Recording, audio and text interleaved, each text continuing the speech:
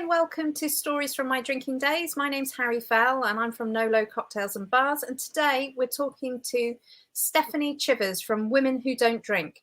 Women Who Don't Drink is a community interest company helping women make alcohol insignificant in their lives. Welcome, Stephanie. It's lovely to see you. Hello, Harry. Yeah, thank you very much. Stories from your drinking days? No.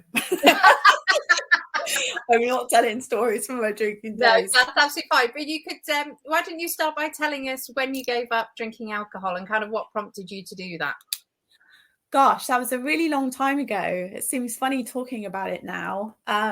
So I'm a real cliche, I didn't realize how much of a cliche I was actually until I've started talking about it. So 2005 Christmas, that just seems like an age ago, isn't it? Like when we talk about the 80s and 90s and then you're saying like 2005, it's like nearly 20 years.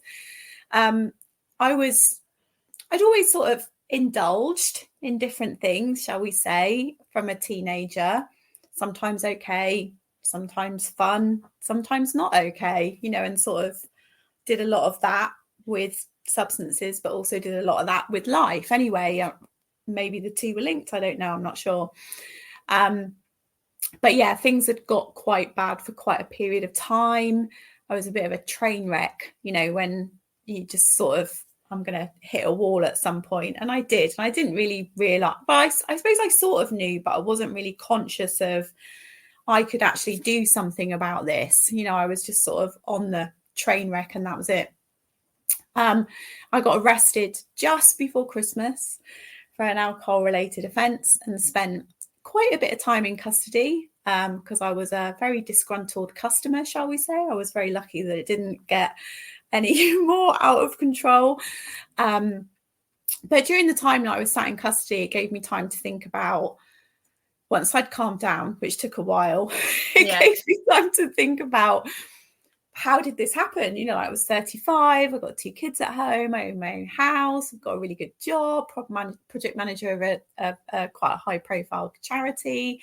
It's that real sort of juxtaposition of your life, isn't it? On one hand, things look like they're okay and they're shiny, but actually underneath it all, it wasn't. It was just this complete mess. And I realized that I was the common denominator. So in anything that had gone wrong in my life, I was the common denominator. And I had an epiphany where I just realized that I was completely responsible. I was 100% responsible for being in that situation, that I had created it, I had caused it. But within that, that didn't make me feel crap. It made me feel good, actually. It made me feel like, I don't think powerful is the right word, but maybe empowered. And it was like, gosh, if I'm 100% responsible for my life, imagine if I flip that, what I can do with that. So when I came out of custody, I was looking at a 3-month prison sentence because I've never been one to do things by halves. I'd been quite spectacular with my offence. So I was, am I allowed to swear? I was shitting myself, so to speak, waiting for my court date. But when I came out of custody, I vowed that I would stop drinking and taking drugs and that I would sort my life out, but that it would start with the drink and the drug use. And came out really motivated. Bizarrely, I just started doing my NLP practitioner training. And my trainer had totally got my number. He knew exactly what was going on for me. And I called him up, when I sort of a week later and said, look, I'm on this self-sabotage mission. I need some help. It's got to stop. I can't do this. And he came over and did an intervention with me. And I can say that I've never looked back, but I have definitely massively relapsed twice and maybe blipped a few times, but I'd never gone back to daily regular drinking. I was pretty much alcohol free, during that whole time. And I can quite safely say that I've successfully changed my relationship with alcohol. There was a bit in the middle where I tested out having an occasional drink and that was fine. I could do that. But now I just don't drink, mostly because if I do interviews, or then, I mean, I don't think it happens so much now, but years ago, people would get hung up on your drinking and they'd be like, well, are you an alcoholic or not? How can you have an occasional drink? And it was just like, that's not really what I'm about. So it's easier for me to say that I'm alcohol free, and it doesn't really make a difference to me. Yeah. Yeah. So do you think, how would you answer people when they asked you if you were an alcoholic then? Do you think you were, or do you think that? No, I don't use that word. I don't like it. I don't like labels. I just don't like labels, full stop. I mean, I always say to people, you know, if you want to use a label to describe yourself and that is motivating and empowering for you, then you do that, you know, whatever works. And I've met people who they found it useful to say that I was an alcoholic or I am an alcoholic. But for me personally, I just don't like labels and I don't use them in my work. So people that usually work with me wouldn't identify with that type of language. So I would describe it more as alcohol was a problem for me, you know, so it was problematic use of a substance. Yeah. That's simple, really. Yeah. And how easy did you find to give it up after you'd made that decision at 35? Was it easy or did you find it quite hard? Do you know what? It's such a long time ago. It's like you just forget, don't you? When I look back on it, I mean, it's not easy, is it? Because alcohol is ingrained in our society and it's everywhere. It doesn't really matter what culture you live in. It's everywhere. You know, you go to work and people invite you to a work event and it's alcohol, or, you know, there's parties or birthdays or funerals or christenings and alcohol is always involved. I do remember that I made a lot of very strong, firm decisions to support me. So I took the decision very seriously and I put everything in place to support myself. So I pretty much, for the first year at least, maybe even longer, I pretty much avoided going to like the pub or nightclubs, or I'm not saying I didn't go to people's birthday parties, I probably did, but only if I absolutely had to. I didn't, you know, whereas previously, before, I would have been out Thursday through to Sunday and, you know, out and about and at every social event that anybody ever wanted me to go to. But then I would have made a decision of basically being honest with myself about, you know, if I go to a pub with certain people at a certain time, the chances are I'm going to have a drink, or if I go to a club or whatever. So I was just honest with myself about that and I made it easy on myself. So I socialized very differently. You know, I sort of changed it all on its head. So I worked and I loved my work and I did lots of training and that was great. And I went partner dancing and I went to the gym and I went to walks and, you know, all that cliche stuff. So I was filling up my days and, you know, not doing so much in the evenings and sleeping, you know, sleeping at night and stuff like that and getting up. So I think when I look back on it, I think I didn't struggle with it, but then also I look back on it and I think actually I put everything in place to make sure that I could look after myself. You know, I made it very important. I made me a priority and not drinking a priority, and every decision came from that. Yeah. So in that way, it was important to me, but I was honest with myself and I put stuff in place to support me. Yeah. And I think that's actually where it starts, isn't it? For anybody that wants to give up alcohol, is having that really honest, hard look at your life and what you're like, and being honest with yourself about what you're like. Yeah. So for me, I knew that I couldn't moderate. I know I can't. There's no point me thinking about having an occasional alcoholic drink because it won't just be one. So for me, it's all or nothing. And I need to, you know, I was really honest with myself and realized that if I was going to give up, I was giving up. That was it. I was not going back. So, yeah. So from that point then, obviously you started working with people also looking to change their relationship with alcohol. When did you start doing that? It wasn't, none of it was premeditated. It was just like, you know, a sequence of events. It was, I mean, obviously not getting arrested was not premeditated, but no, yeah. I didn't get a sentence, which was amazing. So I, you know, I got really lucky. But I had stopped drinking and taking drugs, and I had taken steps already. So, I mean, not that that really makes any difference, because when you've got a court date looming, that's quite a motivation. But I was doing I just started some therapeutic training. I'd already done bits and pieces before that, but I was doing it properly. And I think it was 6 months in, there was a job that came up as a young person substance misuse worker in a secure unit. And I'd already been doing a lot of work with young people in terms of the charity that I worked for. And although I didn't have any specific experience in that area, I got the therapeutic training that I was doing already. I applied for it, just thinking, oh, you never know. And the thing about a lot of the substance misuse jobs is they're all temporary because they're short-term funding. I think it's got slightly better now, but that's very recent. And actually that suited me well, because it's like, well, you go and try this, see if you like it. If you don't like it, you finish your contract, you go and try something else.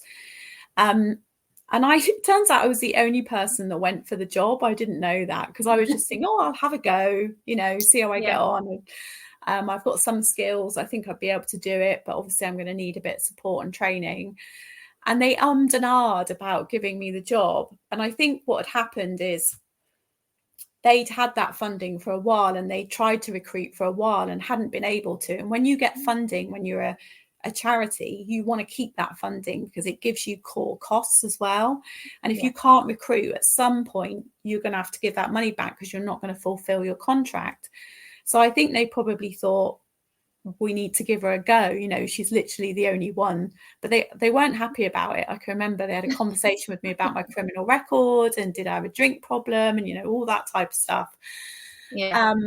And they gave me a go, and I literally smashed it. I loved the job. I really loved it. It was a very, very difficult job, but I did a really good job. And then from that, I just literally went from one contract to another and did pretty much every job within treatment services, right the way up to service manager, and ran 3 different treatment services, none of which was premeditated. I mean, obviously I went, there was a point where I was like, oh, actually, I think I'll be a team leader. I think I can do better than what the people are doing. But I'd already been a project manager of a charity, so that wasn't too much of a leap. So, and then decided I wanted to be service manager. But I didn't think, when I stopped drinking, oh, I want to do this now. That, it wasn't like that. It was like I was already just started doing the training just because I was interested in people and human behavior, not thinking any further than that. And then my personal experience, and then that job came up, and then doing it and loving it, and then just going, job after job after job until it wasn't working for me anymore. It was that simple, but it was amazing while I did it. Yeah. And do you think your experience of drinking and giving up helped you sort of relate to people within those jobs? Yes and no. That's a question. It's really interesting, isn't it? Because sort of in the online space, there's a lot of, people will say to me, oh, we love that you share your personal experience. But when I ran treatment services, you would recruit practitioners, and you would have a real mix on your team. You would have people with long criminal records, quite serious ones, and you would have people that had PhDs, and were specialists in substance misuse, and 12-steppers and probation officers and teachers and police officers, you name it. It was a real melting pot. And some of those people would have personal experience, whether that was their own lived experience or family members, and some just wouldn't at all. They never had a problem. They could use appropriately. It was fine. And it made no difference. The quality of the work didn't, you could be a substance misuse practitioner, and what made you good wasn't that you'd had a problem. Yeah. So as much as people don't like that, the customer wants you to understand them, but it doesn't actually professionally. You can still get great results whether you've had a problem or not, because essentially it's about human behavior. It's not necessarily about the substance or the using. It's about understanding humans. Yeah. So you said you did that then until it didn't suit you anymore. So what did you go on and do after that? Well, I handed my notice in, my very secure job. Just literally handed my notice in. Everybody was like, "Oh my God, Steph, have you won the lottery? Have you got a rich husband?" I was like, "No." And for some bizarre reason, I think it was about the same time that 1 Year No Beer and Club Soda started. So there must have been something in the water. Yeah. I decided to create a video coaching program. I did everything wrong, did everything arse about face, created this video coaching program, and then had to learn how to sell it, essentially, tell people there was this great resource here.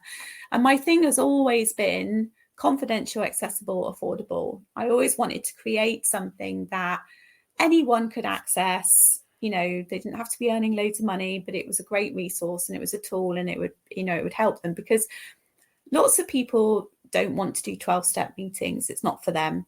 And lots of people don't want to tell their GPs, and, going to rehab isn't appropriate for most people.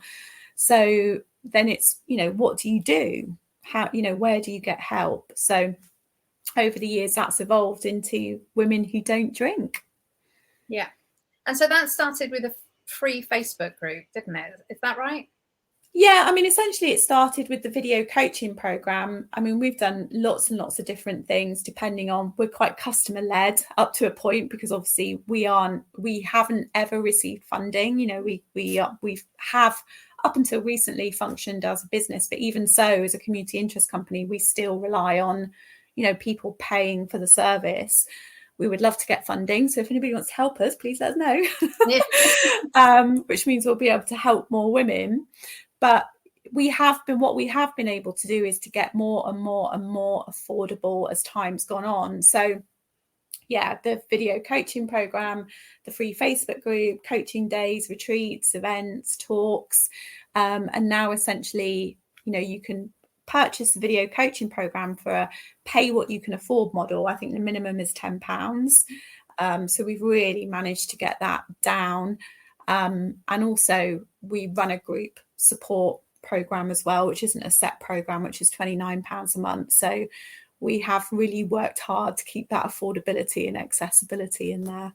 Yeah, that's really affordable. And with the group coaching, then, is that kind of, you can dip in and out, or do you have to have a minimum period for that? Or how do you work that? There's a number of different things that you can do, and people tend to figure out what works for them, because the thing, as you will know, everybody's different, even down to how do they describe what they're doing, like sober, alcohol-free, reducing, moderating, and there's space for everyone. There is, we in our group, we talk about reducing, taking a break, or stopping, and people can come in and reduce, and people can decide to stop. It's entirely up to them, or we're there to support them. But every single person is different, and their reasons for drinking are different. All right, there are similarities, but so it's really important that we get to know people, and then we can tailor the information to whatever's going on for them. So we've got a Facebook group, and then we've got live Zoom calls, and we do Facebook live recaps, and we get guest experts in like yourself to talk about alcohol-free drinks, which is great. And they also get access to the video coaching program, and it's not that they have to do all of it. They dip in and out and use the bits that work for them, because everybody is different. Yeah, absolutely. And these sort of things do need to be tailored to people, don't they? Because everyone's motivation is different. And so I describe myself as a non-drinker. I just don't drink. That's it. I don't know why. I'm not keen on the word sober. No, me neither. I don't like it. I've never used it. It feels boring and old-fashioned and dark. Yeah. And I would never say I was teetotal either. Although No. I always remember people saying my grandfather was teetotal. Yes. He didn't drink, and I don't know why. I just never used that either. I just don't drink. That's me. Yeah. Anymore. Yeah. So, and I wonder where teetotal comes from. I wonder where that. Yeah, I'm not sure actually. We'll have to find out. Yeah. Yeah. So, you also offer one-to-one coaching, don't you, with different coaches on Women Who Don't Drink? Yeah. So although we love the group program because it's £29 a month and it really works for people, some people, not many. Some people want the one-to-one, which I totally get. Maybe there's something they want to talk about that they're not ready to share that in the group. That's fine. So yeah, there's some coaches that are on my website, with a range of different backgrounds and training, and different price points as well. So if you want to do some one-to-one work, you can check those out. And if anybody's listening, like with one-to-one coaching, counselling, it doesn't matter what you call it, if you want to work with somebody, always book in a free consultation. You shouldn't have to pay anything up front. So particularly in our space, sort of the alcohol space, when I train other coaches, I teach them that they need to give the free consultation, because it's a chance for the customer to figure out, do I want to work with this person? But also, is that person suitable for the coach? And it's a very important part of what we do. Yeah. I would imagine you've kind of almost got to spark off each other, don't you? You've got to have that, feel comfortable to have those pretty hard conversations. They're not. Yeah, definitely. Because it's really interesting. For some people, there's something that's just bothering them, and sometimes it can take a few sessions to get to that because they feel stupid or they don't want to tell anyone, and it's usually no big deal to me, but to them it can take quite a while to get out.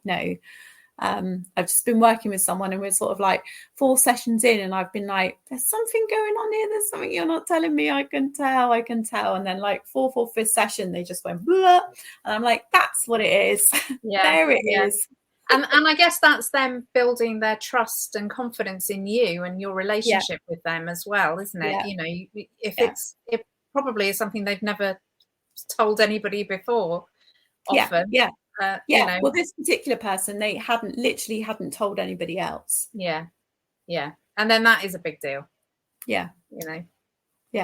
Even if it's not in their head, it's a big deal. Isn't it? We all have those things that we make into a big deal in our heads that actually, if you just spoke to somebody else about it, you'd realize was nothing, and it's all fine.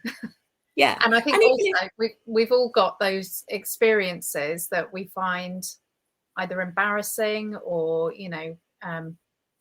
traumatic, that actually, because we don't speak about them, we don't realize how many people that's happened to.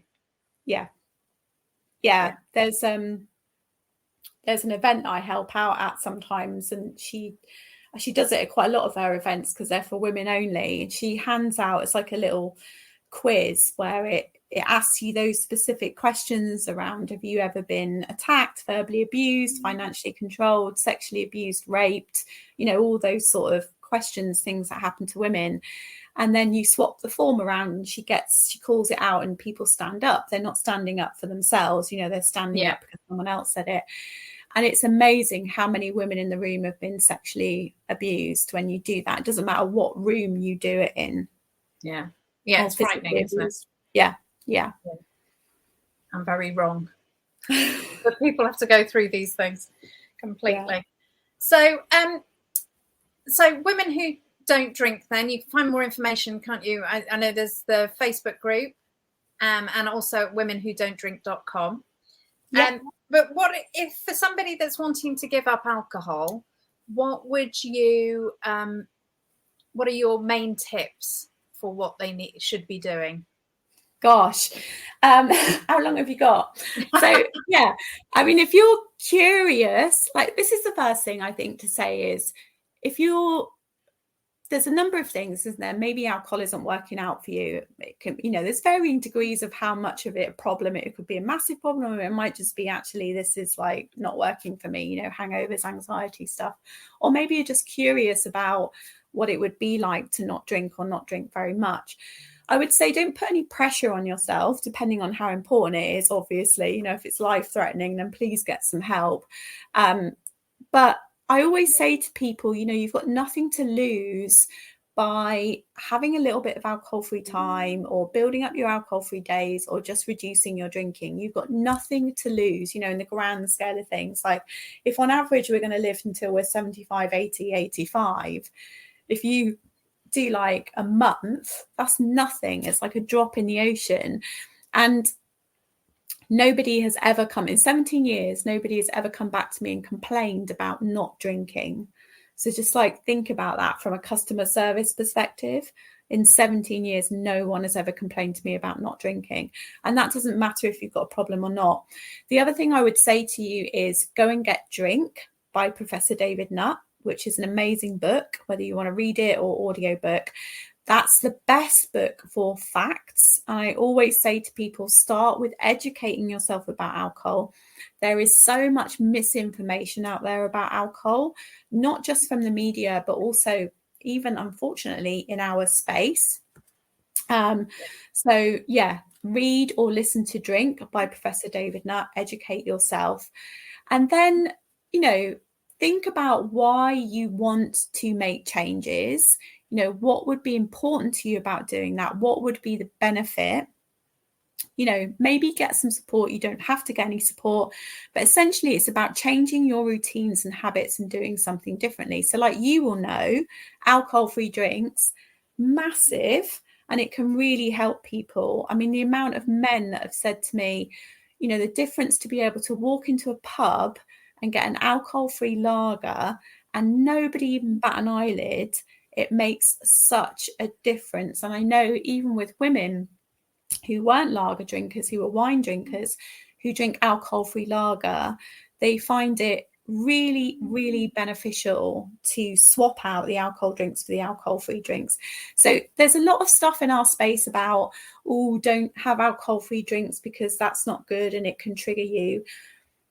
I would say if an alcohol-free drink triggers you, then you need to get some support. You need to get some help because it isn't really the alcohol-free drink that's triggering you. There's something else going on there.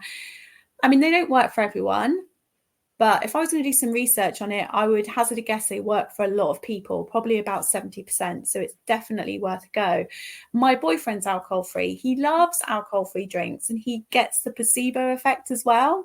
So he has a lager and he actually feels relaxed. He has an alcohol-free lager, feels relaxed. He gets that. I mean, obviously he's not getting the same hit, but he's definitely getting that placebo effect, which is brilliant. So educate yourself, alcohol-free drinks, have a look at your routines and habits around alcohol, change it up and do something different.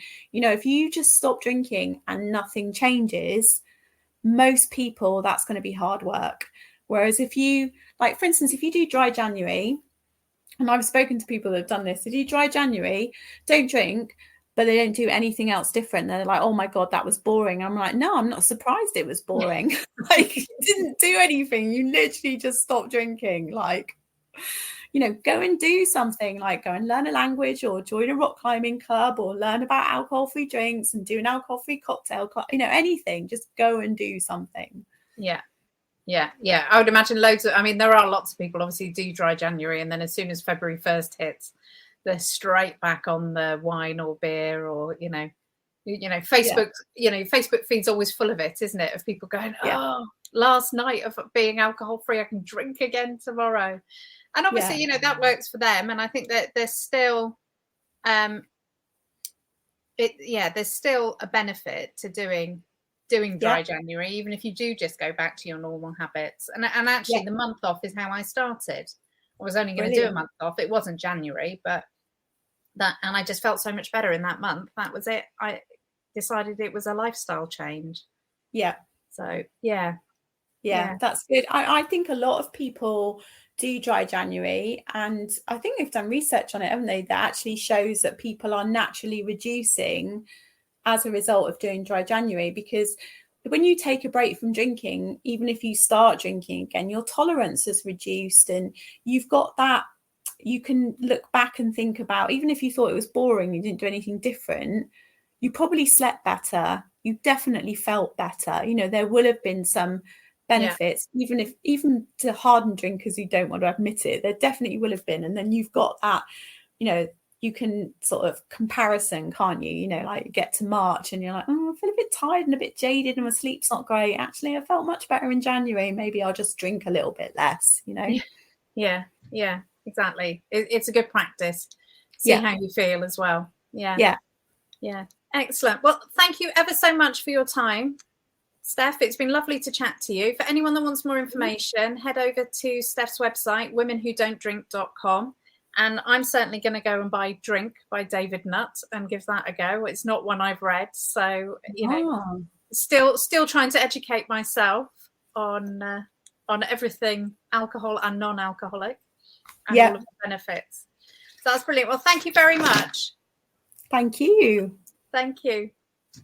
So you've been listening to Stories from My Drinking Days with Harry Fell and guest Stephanie Chivers from Women Who Don't Drink. Thank you very much for joining us.